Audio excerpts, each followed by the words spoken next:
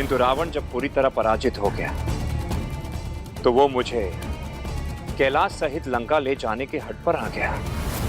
तो उचित है महादेव, यदि नंदी मुझे आपसे मिलने की अनुमति नहीं दे रहा है तो फिर आपका परम भक्त लंकेश रावण आपको कैलाश सहित ही लंका ले जाकर ही मानेगा।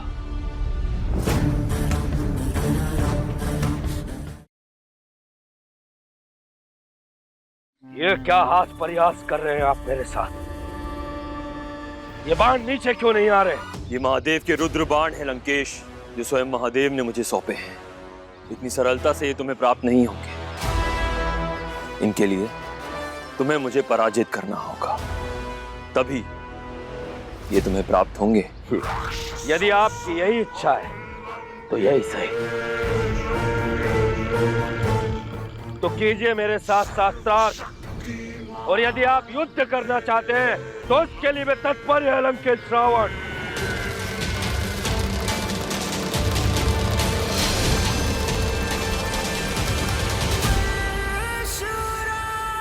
वो तो तुम राजा जनक के साथ भी कर चुके हो और पराजित भी हो चुके हो। लंकेश रावण, मिथिला नरेश जनक के कथन शाश्वत सत्य है, इसीलिए तुम अपनी पराजय स्वीकार कर लो।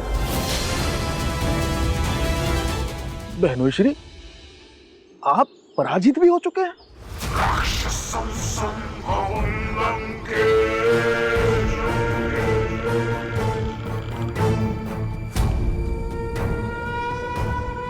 मूर्ख, यदि तुम मेरी प्रिय के भ्राता नहीं होते तो मैं तुम्हारा शिष्य यही काट देता। क्षमा लंकेश, क्षमा।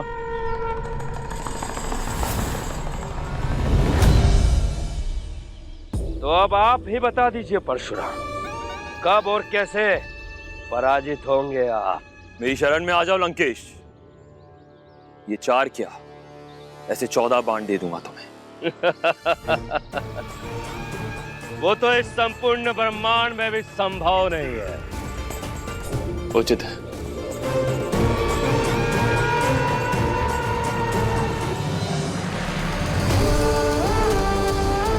जैसे जैसे मेरे प्रश्नों के उत्तर दोगे, मेरा एक एक बाण तुम्हारे हाथों में स्वयं आ जाएगा।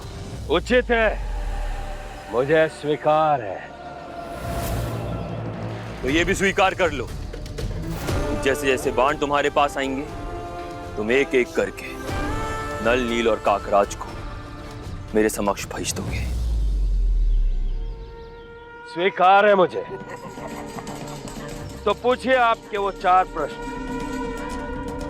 लंकेश रावण आपके प्रश्नों का उत्तर देने के लिए तत्पर है। तो बताओ लंकेश, इस समस्त धरती पर प्रभु महादेव का सबसे बड़ा भक्त कौन है? तो सुनिए परशुराम, जिसने महादेव को प्रसन्न करने के लिए अपना शीश काटा, जिसने महादेव को अपनी रचनाशील स्त्रोत से मंत्र मुग्ध किया, वो और कोई नहीं, लंकेश रावण है।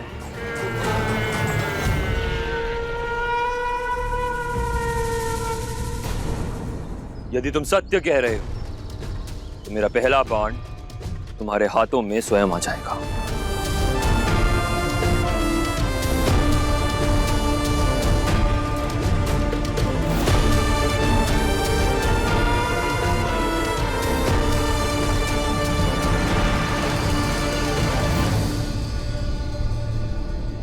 बधाई हो बहनोई श्री, आपको पहला बाण प्राप्त हो गया।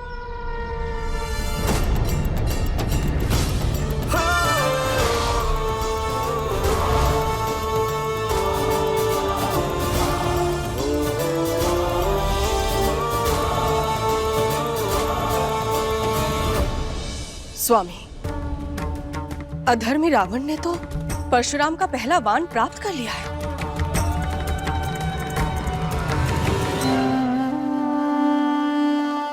लंकेश जो कह रहे हैं वो सत्य कह रहा है देवी। इस समय इस सृष्टि पर लंकेश से बड़ा कोई भक्त नहीं है। लंकेश बाल्यकाल से ही मेरी भक्ति करता आ रहा है और मुझे प्रसन्न करने के लिए उसने अपना शीश तक काट दिया था। इसके पश्चात उसकी भक्ति से प्रसन्न होकर मैंने उसे 10 शीश प्रदान किए और वो दशानन लंकेश बन गया। स्वामी, आप कब लंकेश रावण की शिव स्तोत्र रचना से मंत्रमुग्ध हो उठे? ये भी उस समय की घटना है देवी, जब लंकेश कैलाश आकर मुझसे मिलने का हठ कर रहा था और नंदी उन्हें रोकने का प्रयास कर रहे हैं।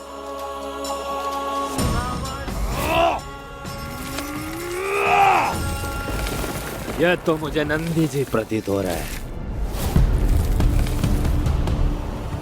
किंतु रावण जब पूरी तरह पराजित हो गया तो वो मुझे कैलाश सहित लंका ले जाने के हट पर आ गया।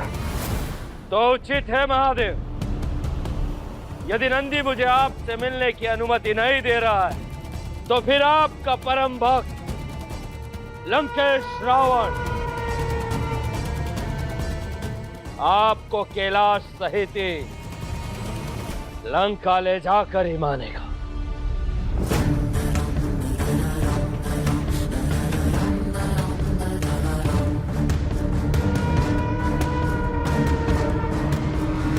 हर हर महादेव।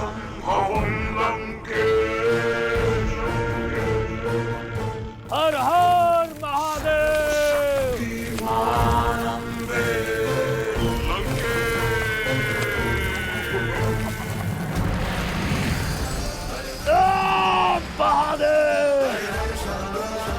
हर हर महादेव। हर हर महादेव। रावण घोर पीड़ा में था, तथापि मुझे प्रसन्न करने के लिए उसने मेरी स्तुति की, जो शिव स्तोत्रम स्तुति के नाम से विख्यात है। उसके पश्चात लंकेश रावण मेरा सबसे बड़ा भक्त बन गया। किंतु स्वामी, मुझे तो बस इसी बात की चिंता है, यदि रावण को एक एक कर परशुराम के सभी बाण प्राप्त हो गए तो फिर परशुराम को कैसे रावण की कुंडली की शेष खंड प्राप्त होंगे? देवी, रावण को केवल एक ही बाण प्राप्त हुआ है, 3 बाण अब भी शेष है।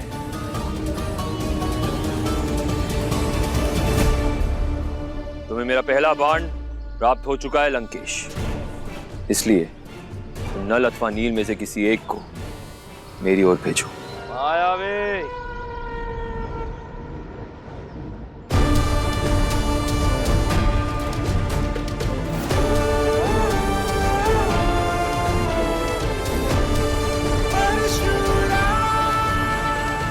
तो पूछिए परशुराम जी, आपका दूसरा प्रश्न क्या है? तुम्हारा दूसरा प्रश्न, महादेव रुद्राक्ष क्यों धारण करते हैं?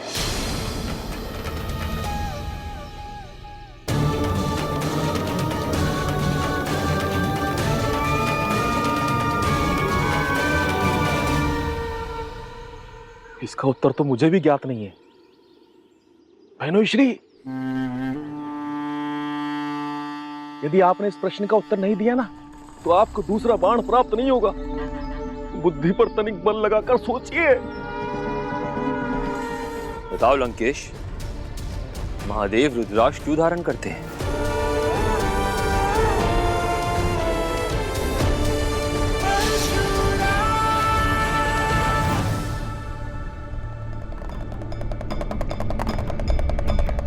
स्वामी, आप मुस्कुरा क्यों रहे? क्या सत्य में लंकेश रावण को ये ज्ञात नहीं है कि आप रुद्राक्ष क्यों धारण करते हैं? कदाचित रावण को इस बात का ज्ञान ना हो देवी। जब ये घटना घटी थी उस समय मेरे समक्ष कोई नहीं था। रुद्राक्ष की उत्पत्ति की घटना तारकासुर के 3 पुत्रों से जुड़ी हुई है देवी।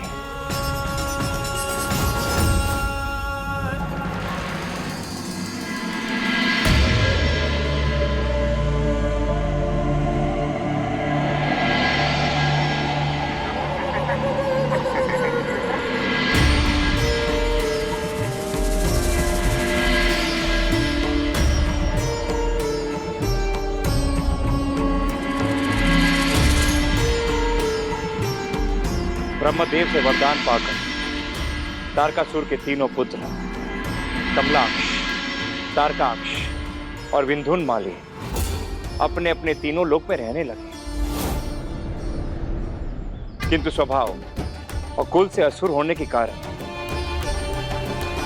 उन्होंने अधर्म का मार्ग नहीं त्यागा।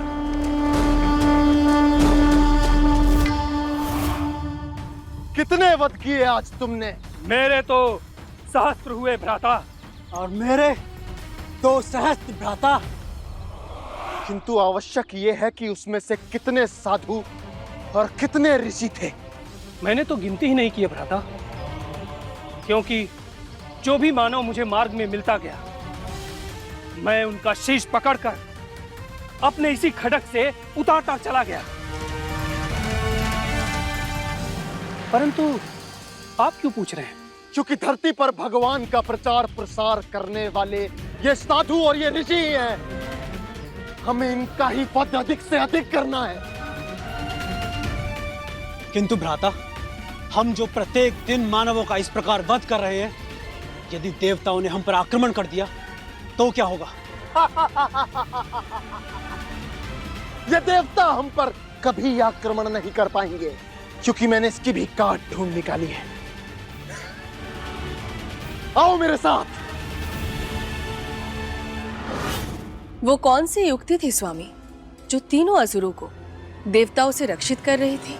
वो युक्ति थी शिव भक्त देवी। एक और वो तीनों असुर अधर्म पर अधर्म किए जा रहे हैं, किंतु दूसरी ओर वो मेरी पूजा अर्चना भी कर रहे हैं ताकि मैं उन पर प्रसन्न रहूं और कोई भी देवता उनके शिव भक्त होने के कारण उनके लोक पर आक्रमण ना कर सके। ओम नमः शिवाय। ओम नमः शिवाय।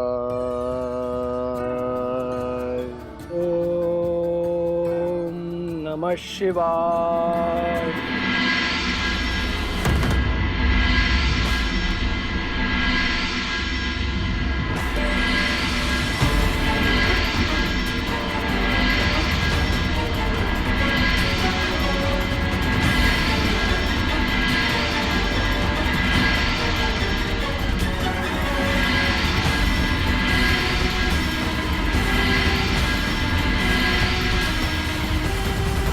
किंतु स्वामी, उनके लोक के बाहर बाकी देवता तारकासुर के तीनों अधर्मी पुत्रों का वध क्यों नहीं कर पा रहे थे? क्योंकि तारकासुर के तीनों पुत्रों ने ब्रह्मदेव से वरदान लिया कि उन्हें केवल एक असंभव रथ पर एक असंभव धनुष और बाण से ही एक असंभव शक्ति ही मार सके।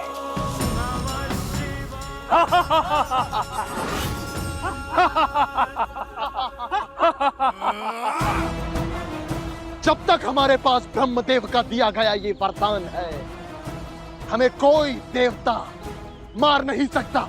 और हम इसी तरह प्रत्येक दिन अपने लोक से धरती पर आते रहेंगे और इन साधुओं और ऋषियों का संहार करते रहेंगे। हाँ भ्राता, इस सृष्टि में कोई भी ऐसी वस्तु नहीं जो असंभव हो। यहाँ सब कुछ संभव है। हमने एक प्रकार से ब्रह्मदेव से वरदान मांगकर अमृता ही मांग ली। अब हम लोगों का कोई भी वध नहीं कर सकता है। भ्राता, अब चलें।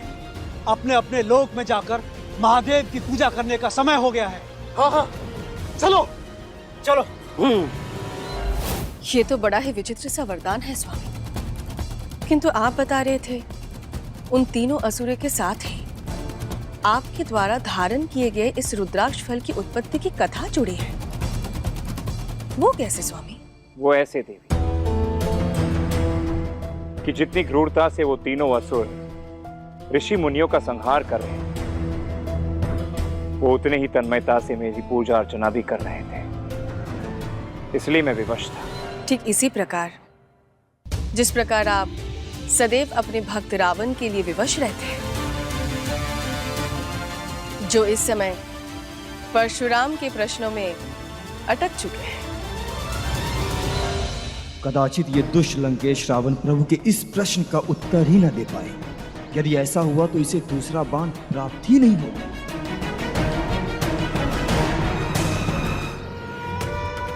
स्मरण कीजिए बहनों श्री, आपने अवश्य ही कहीं सुना होगा अथवा पढ़ा होगा कि महादेव रुद्राक्ष क्यों धारण करते हैं। आप तो महादेव के सत्य में भक्त है ना।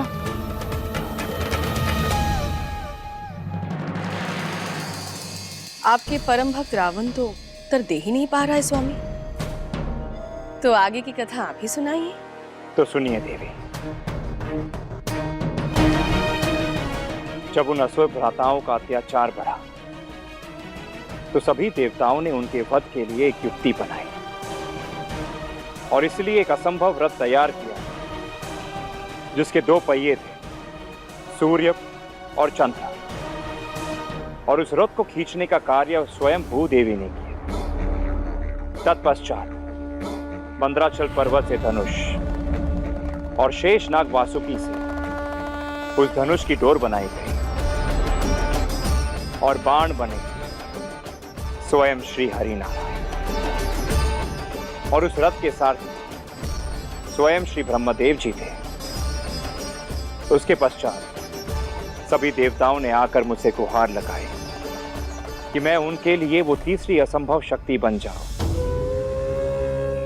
जिससे तीनों असुरों का वध संभव हो सके। एक और मैं उन तीनों असुरों की भक्ति से अति प्रसन्न था,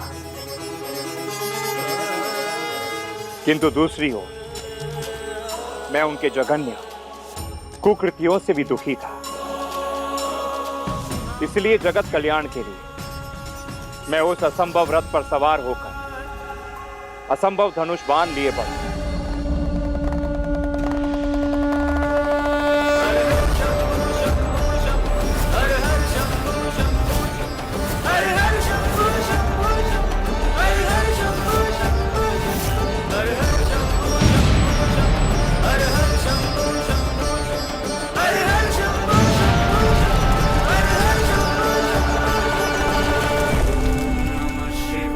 इस प्रकार मेरे अश्रु के एक बूंद से रुद्राक्ष की उत्पत्ति हुई है।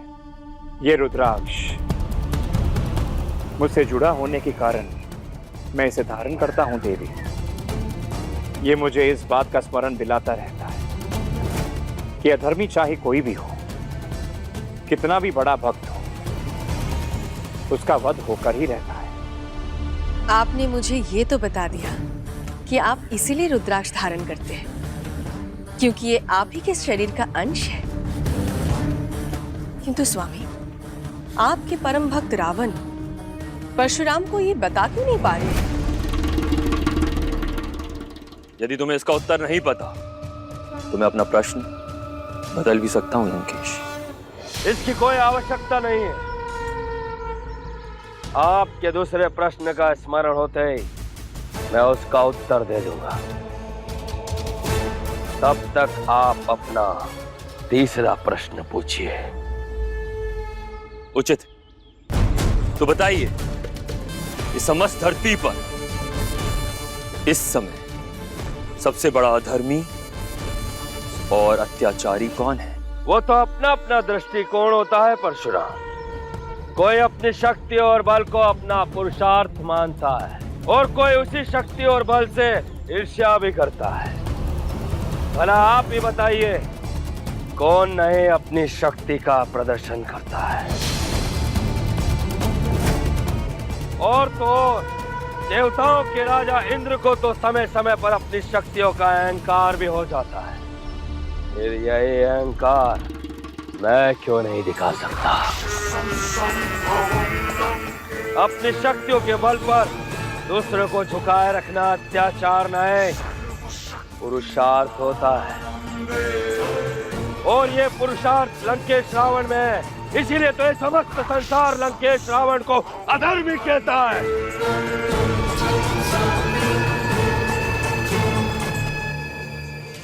यदि आपकी दृष्टि में भी ऐसा ही है तो हाँ, मैं हूं इस संसार का सबसे बड़ा धर्मी और अत्याचारी।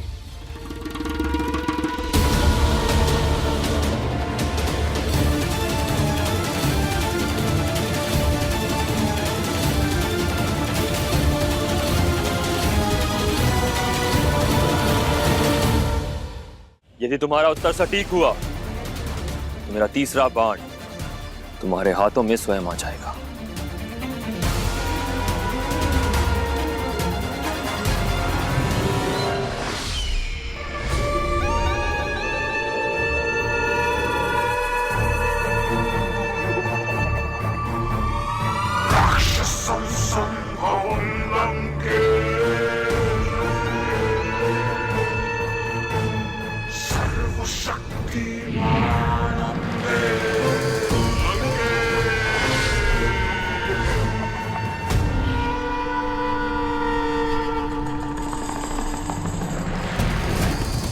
इस अधर्मी को तो प्रभु का दूसरा बाण भी मिल गया। मुझे तो प्रतीत हो रहा था स्वामी कि लंकेश रावण इस प्रश्न का उत्तर तत्काल ही दे देंगे,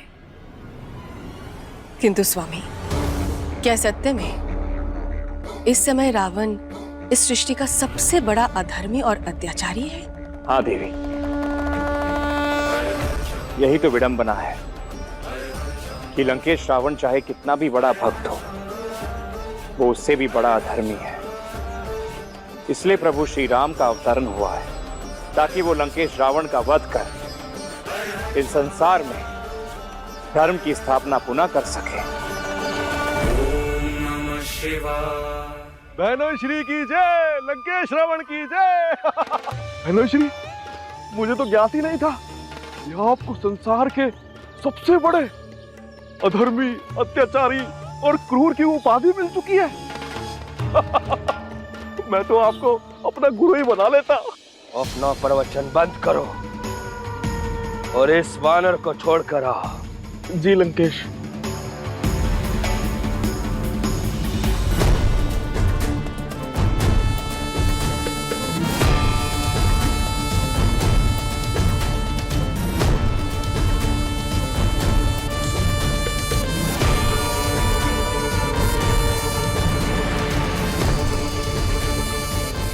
अब मैं तुमसे अगला प्रश्न पूछता हूं लंकेश।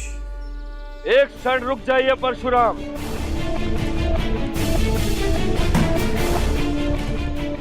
आपके दूसरे प्रश्न का उत्तर भी सुन लीजिए।